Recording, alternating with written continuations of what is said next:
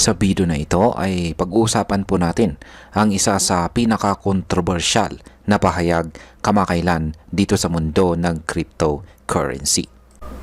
Si Ginoong Michael Saylor, ang kilalang executive chairman ng MicroStrategy, ay muling nagpahayag ng kanyang paniniwala na si Bitcoin lang ang tunay na hari ng crypto.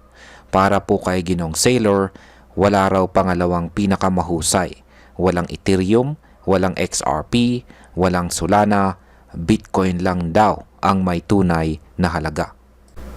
Pero sa kabila nito, unti-unti nang pumapasok ang mga malalaking kumpanya at institutions sa altcoins tulad ni na Ethereum at XRP.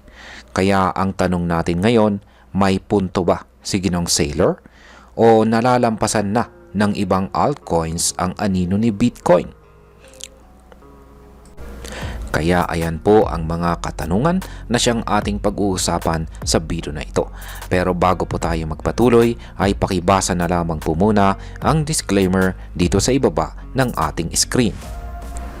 At ayan, simulan po natin kung sino ba si Ginoong Michael Saylor at bakit po mahalaga ang kanyang opinyon. Si Ginoong Michael Saylor ay hindi po basta-basta. Siya po ang chairman ng MicroStrategy, isang malaking tech company sa Amerika na ngayon ay mas kilala bilang Bitcoin Treasury Company. Ibig sabihin, ang negosyo po nila ngayon ay literal na bumili at mag-hold ng Bitcoin. Kaya hindi nakakapagtaka na napakatindi ng kanyang suporta kay Bitcoin. Ngayon pong July 2025, ay umabot na sa 597,325 Bitcoin ang hawak ng MicroStrategy. Halos $65 billion ang halaga po nito. Ibig pong sabihin, ito po ang pinakamalaking public company na may hawak ng Bitcoin sa buong mundo. Kaya kung may sasabihin man si Ginoong Michael Saylor tungkol kay Bitcoin, may bigat po ang kanyang mga salita. Ano naman po ang sinabi ni Ginoong Michael Saylor tungkol kina Ethereum, XRP at Solana? Ayon kay Ginoong Saylor, there is no second best. Ibig sabihin para sa kanya, si Bitcoin lang ang lehitimong cryptocurrency. Lahat ng iba parang copycats lang daw o di kaya'y walang sapat na dahilan para tanggapin bilang digital gold. Bagamat hindi niya direktang binanggit sina Ethereum, XRP o Solana, malinaw na ang kanyang tinutukoy ay ang mga kilalang altcoins. Ayon pa sa kanya, 95% hanggang 96% ng buong crypto market ay dapat mapunta lang kay Bitcoin. Yung natitirang 5%, swerte na kung pagsama-samahin mo ang iba pang coins. Ano po ba ang ginagawa ng MicroStrategy kay Bitcoin? Isa po sa mga dahilan kung bakit matindi ang paninindigan ni Ginoong Saylor ay dahil sa mismong aksyon ng kanyang kumpanya. Si MicroStrategy ay matagal nang bumibili ng Bitcoin halos linggo-linggo. Ngunit kamakailan lamang pansamantala silang huminto sa pagbili.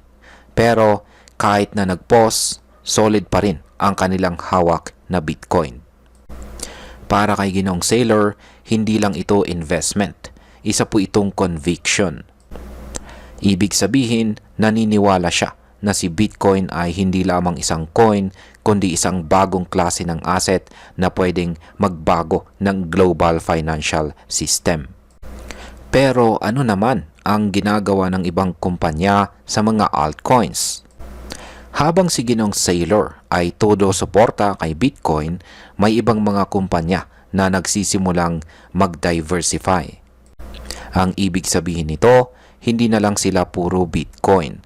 Nagsisimula na po silang bumili ng iba't ibang altcoins gaya ni na Ethereum at XRP. Halimbawa, si SharpLink ay naglabas ng bilyong dolyar para bumili ng Ethereum. Si Bitmain naman ay iniwan na si Bitcoin at mas pinili ng i-hold si Ether. At si Trident, isa pong Nasdaq listed na kumpanya, ay nagsimula na pong mag-focus kay XRP. At plano pa nilang mag-raise ng $500 million para dagdagan ang kanilang hawak na XRP. Ngayon ay posible bang magkaroon ng ETF para sa ibang mga altcoins? Yes po, possible. Ayon po kay Eric Balcunas, isang senior ETF analyst mula sa Bloomberg, may 95% na posibilidad na maaprubahan ngayong taon ang Exchange Traded Fund o ETF para kina XRP, Solana at saka Litecoin. Ibig pong sabihin nito, kung dati si Bitcoin lang ang may ETF, malapit nang magkaroon ng institutional investment channels ang ibang altcoins.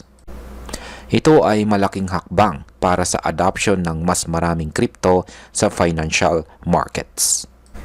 Ngayon ay pag-usapan na po natin ang posibleng epekto nito para sa atin bilang mga Pinoy crypto investors. Para po sa atin bilang mga Pinoy crypto traders at investors, ang debate na ito ay mahalaga. Kung makikinig tayo kay Ginoong Saylor, parang sinasabi niya na si Bitcoin lang ang worth it i-hold. Pero kung titignan natin ang galaw ng mga kumpanya at institutional players, tila may lumalawak ng paniniwala na may value rin sina Ethereum, XRP at Solana. Kung ikaw ay long-term investor, maaaring isipin mong si Bitcoin ang pinaka-stable na coin dahil sa kanyang track record. Pero kung gusto mo ng mas malawak na opportunity, maaaring isama sa portfolio mo sina Ethereum at XRP, lalo na kung makapasok na sila sa ETF market. Malaki po ang chance na tumaas ang demand at ang kanilang presyo sa mga susunod na buwan or taon. At bilang panghuli, ang masasabi ko naman tungkol dito ay para sa akin ay may valid points itong si Ginoong Saylor. Totoo na si Bitcoin ang pinakaunang cryptocurrency at siya rin ang may pinakamalakas na reputasyon bilang digital gold. Pero sa bilis ng pagbabago sa crypto market, hindi natin pwedeng i-dismiss sina Ethereum, XRP at iba pang mga altcoins. Si Ethereum, halimbawa, ay may smart contracts at ginagamit po sa DeFi at NFT ecosystems. Si XRP naman po ay ginagamit sa real-time global payments at maraming financial institutions ang gumagamit nito. Hindi na ito mga simpleng altcoins. May kanya-kanya na po silang papel sa crypto ecosystem. Ang mahalaga bilang investor ay magkaroon po tayo ng balance perspective. Mag-research po tayo, wag lang magpadala sa hype o kahit sa matitinding opinyon ng mga bigating tulad ni Ginoong Michael Saylor. Dapat alam natin kung bakit natin hawak ang isang coin at ano ang purpose nito sa ating portfolio. At ayan, hanggang dito na lamang po tayo sa video na ito mga ka-crypto. Marami pong salamat sa panonood. Ingat po tayo lagi at God bless po sa ating lahat.